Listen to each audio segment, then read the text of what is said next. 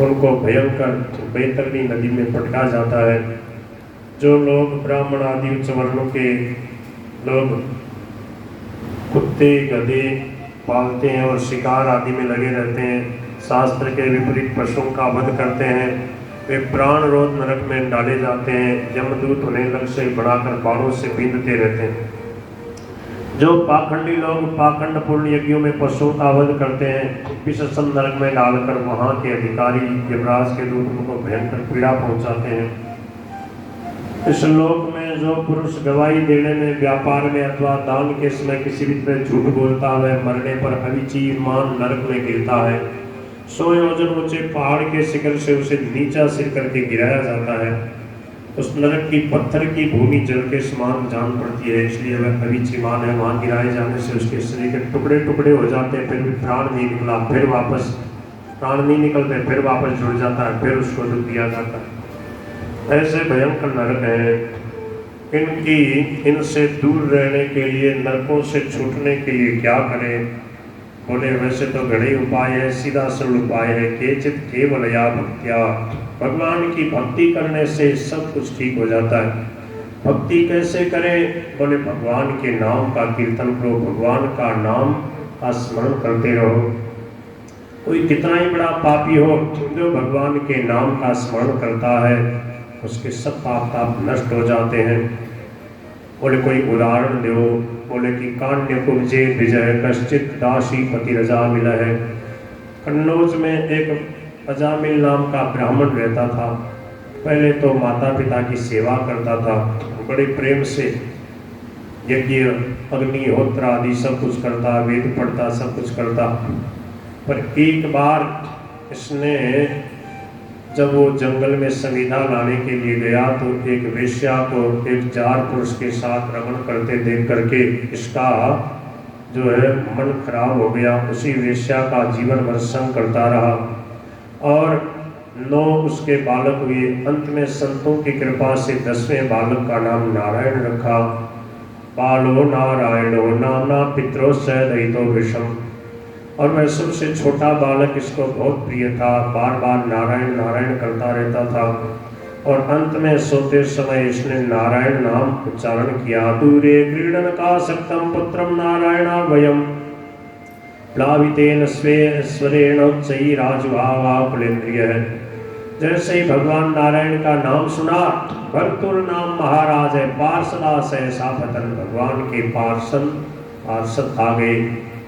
यमराज के दूत उसके शरीर को, सूक्ष्म शरीर को निकाल रहे थे। यम प्रेष्यान विष्णु दूता वारयामास, उनको कहा कि तुम छोड़ दो, इसको तुम नहीं ले जा सकते। उन्होंने कहा तुम कौन हो?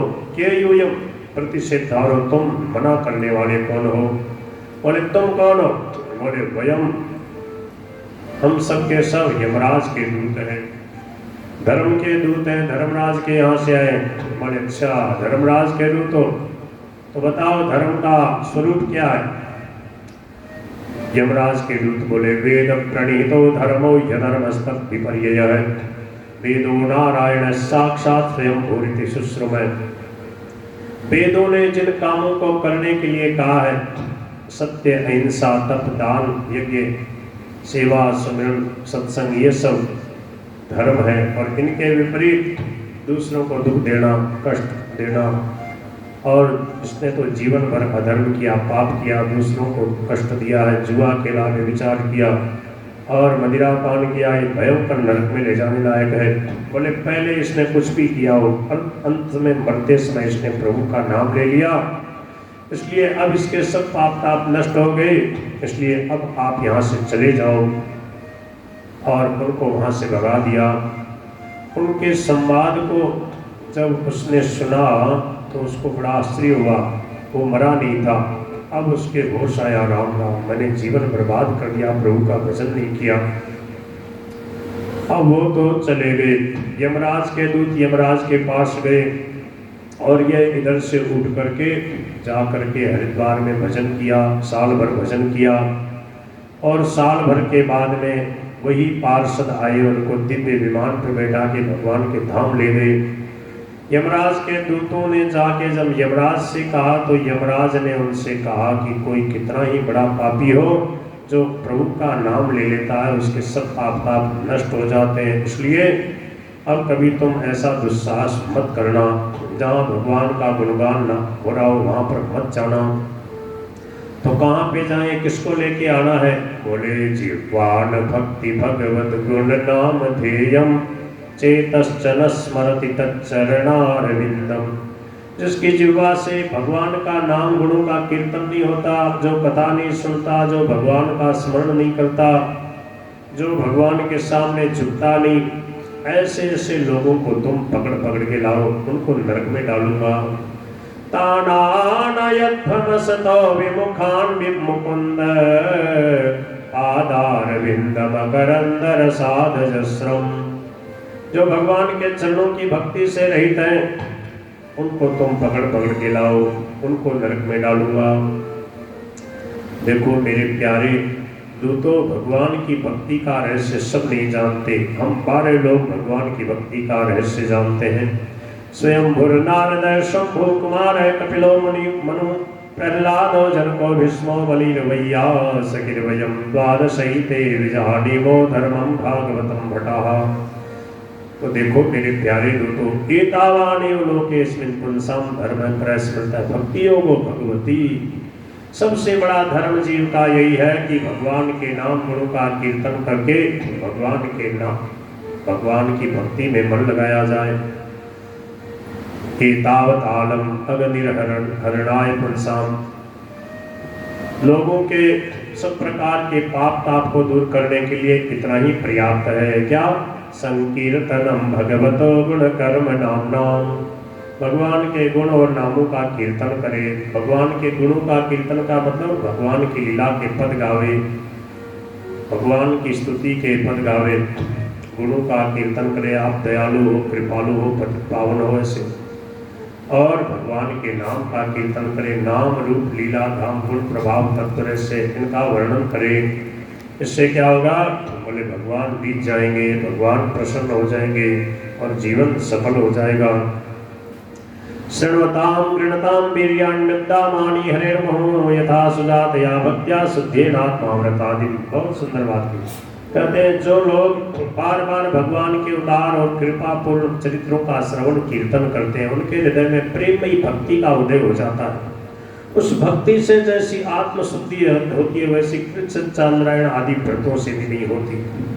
जो मनुष्य भगवान श्री कृष्णचंद्र के चरणारविंद मकरंद रस का लोभी भ्रमर है, वह स्वभाव से ही माया के अपात्र में दुखद और पहले से ही छोड़े हुए विषयों में नहीं रखता। जो लोग असदिव्य रस से विमुख हैं, कामनाओं से जिनकी विवेक बुद्धि पे पानी फिर गया है, वे अपने पापों का मार्जन करने के लिए पुनः प्रायश्चित रूप कर्म ही करते हैं। इससे होता है कि कर्मों की वासना मिटती नहीं और फिर वैसे ही दोष कर बैठते हैं। इसलिए जैसे कोई पेड़ हो, पेड़ को काट दिया जाए ऊपर से, फिर उसका जो है जड़ों से फिर वो फूट जाएगा, फिर हरा हो जाएगा। और जड़ से ही उखड़ जाए, सदा के लिए जड़ ही खत्म हो जाए, उसके लिए बड़े भगवान के चरणों की भक्ति और भगवान के नाम का आश्रय लेना चाहिए। इसे अजामिल प्रसंग को श्री सुखदेव भगवान कहते हैं कि मैंने अगस्त्य ऋषि से सुना था। अगस्त्य ऋषि शालिग्राम भगवान की पूजा करते हुए और बोले सुखदेव जी इधर आओ। मैं उनके पास गया, बोले आओ आपको भगवान के नाम की महिमा सुनाता हूँ। तब अगस्त्य ऋषि ने सुखदेव भगवान को ये इतिहास की कथा सुनाई। बोलो श्री भगवान नाम महाराज की जय। तो भगवान का जिसने नाम लिया उसका जीवन सफल हो गया। इसलिए सब संतों ने एक स्वर से कहा कि प्रभु के नाम में लग जाओ।